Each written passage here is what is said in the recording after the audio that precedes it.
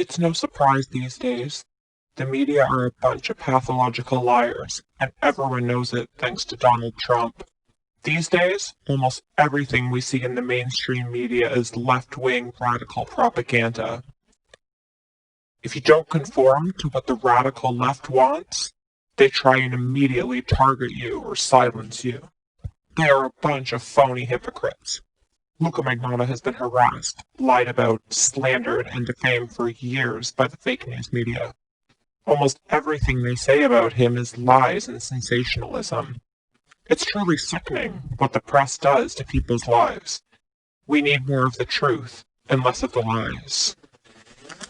In 2007, a crazy forum operator on the internet named Jennifer Foster was operating a Watching Karla Homolka forum. She was obsessed with and stalked Homolka relentlessly. She and David D'Amato, in my opinion, made up stories that Magnotta and Homolka were dating. Luka's friend called into a radio station and explained how Luka's reputation was being damaged by these allegations. Then a crazed tabloid journalist named Joe Warmington picked up the story and pretended to help Luka. Magnotta wanted the story to stop all the lies and harassment. The story was published that the rumor was affecting Magnotta's career. Luka never started this rumor. That is fake news. Zero evidence exists. At his trial, his ridiculous lawyer suggested that he admit to the rumors and gain an insanity defense. Luka reluctantly went along with the legal ploy.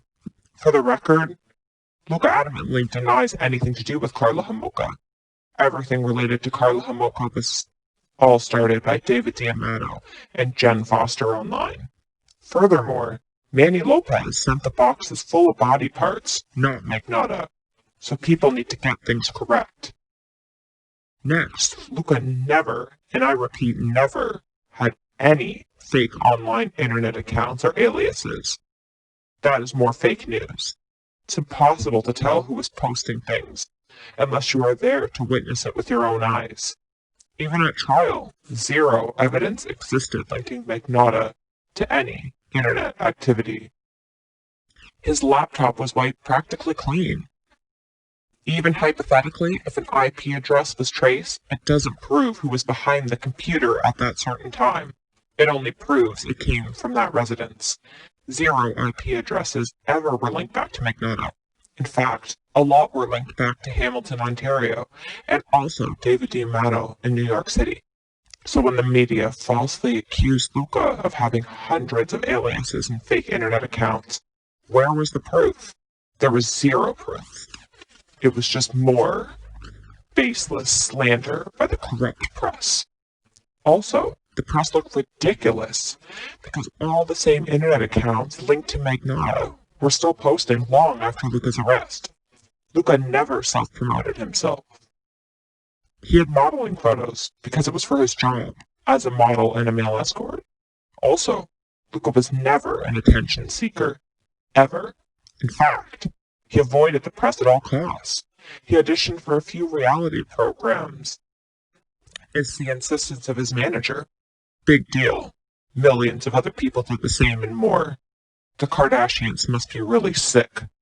Also, Luka's IQ is 140, so he wouldn't waste his time with the liars in the press. He doesn't need them, and he sees right through them. The liars, such as these stalkers posing as animal activists, perpetrated more of the fake news. Deanna Thompson, a morbidly obese stalker from Las Vegas, and John Green, an old man from Los Angeles, operated some irrelevant Facebook group. They falsely claimed Magnotta was using aliases and names to enter that group. That is a big lie, completely unprovable. Luka never entered their irrelevant Facebook group. Beverly Knight and all the other alias names were started by David D'Amato and John Green himself. These people are not animal activists. Magnotta has never been questioned about animal cruelty videos, charged or convicted.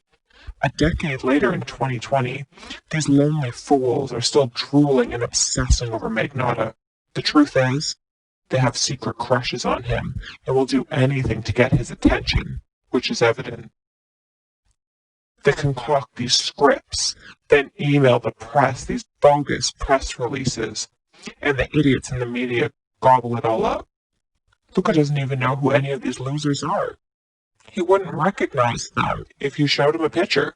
Fact, he doesn't even like obese people, I've learned, or disabled people. Deanna Thompson was also accusing multiple people of animal cruelty and making countless baseless accusations about innocent people.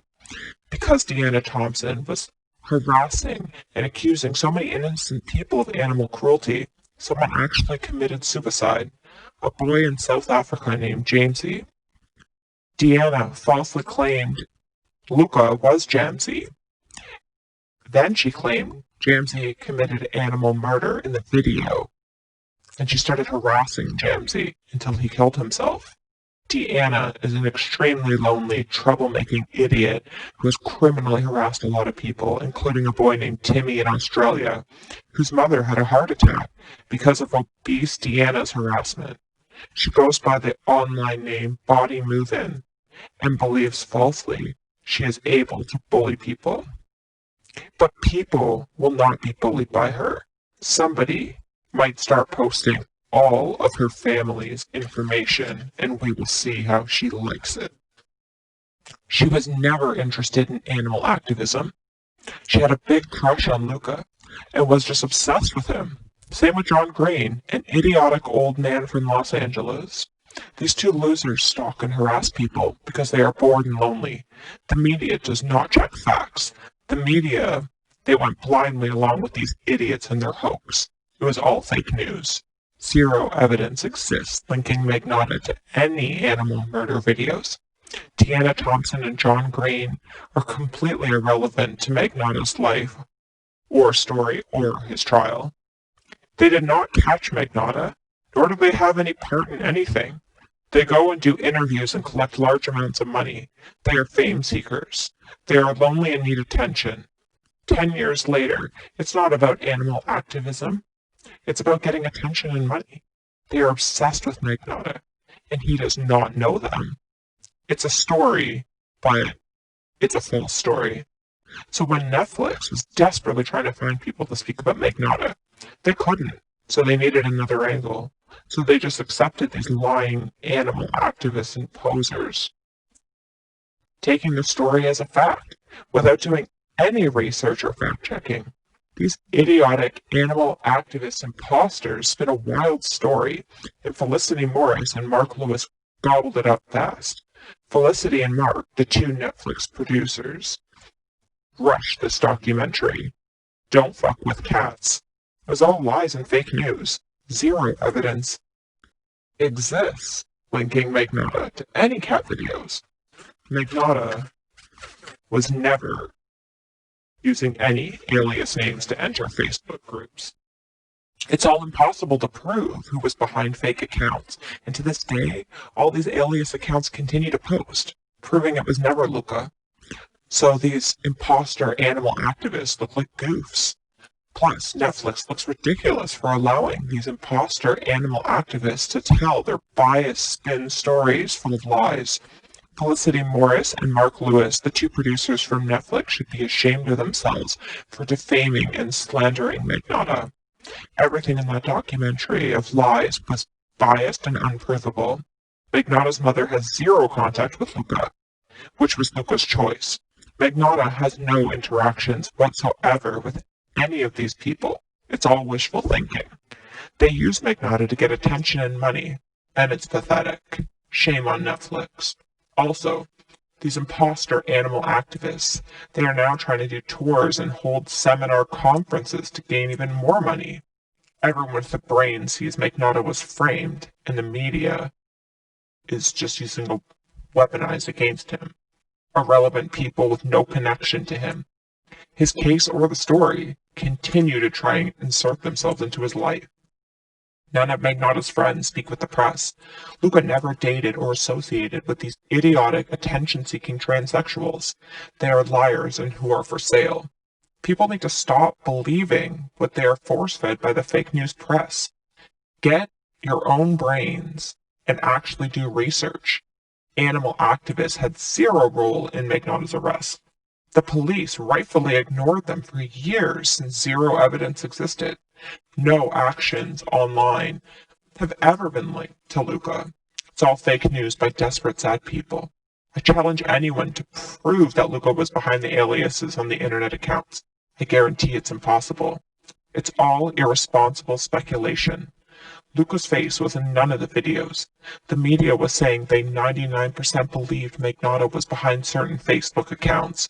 But then after his arrest, they looked so stupid because the accounts continued to post. Nobody has been lied about more than Luka in the Canadian press. Luka hates the media, and he refuses all interview. More and more people are waking up and seeing the mainstream media for what they are: hypocritical, lying, con artists who exploit people and sensationalize people for financial gain. That's it for now.